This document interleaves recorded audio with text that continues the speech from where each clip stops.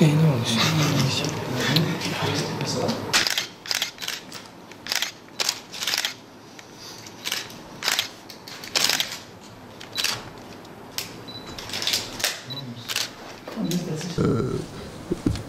Yelek, güvenlik yeleği, koruyucu yelek dediğimiz çelik yelek kapsamında önemli çalışmalarla adım atıldı bu alana.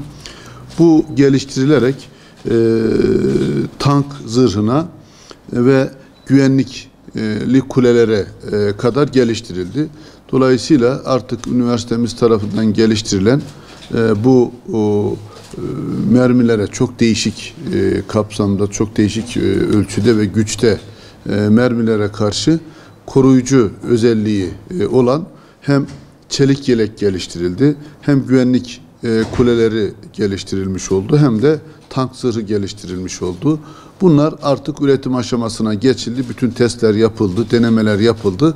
İnşallah üretimi Van'ımızın teknokenti içerisinde yapılmaya devam edilecek. Şu an itibariyle yapılan, burada hemen çelik yeleğimizin örneği var.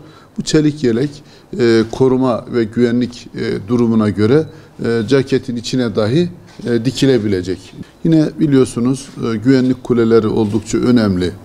Gerek güvenlik güçlerimiz açısından ve gerekse değişik güvenlik gerektiren birimlerin korunması açısından. Bu güvenlik kulelerinde de yine değişik malzemeler kullanılmak suretiyle oraların güvenliği şu anda görmüş olduğunuz, birazdan teknik bilgilerini Ali İbrahim Bey'in vereceği değişik silahların mermilerine karşı güvenli hale getirilmiş oldu. Ve en önemli yine buradaki buluşlardan bir tanesi de tank zırhı. Biliyorsunuz tanklar savaş meydanlarında olsun ve güvenlikli bölgelerin oluşturulması açısından çok değişik mermilere muhatap olan silahlardır. Bunların zırhla etkin bir şekilde korunması lazım. Hem hafif olması lazım, hem de daha güçlü silahlara karşı korunması lazım.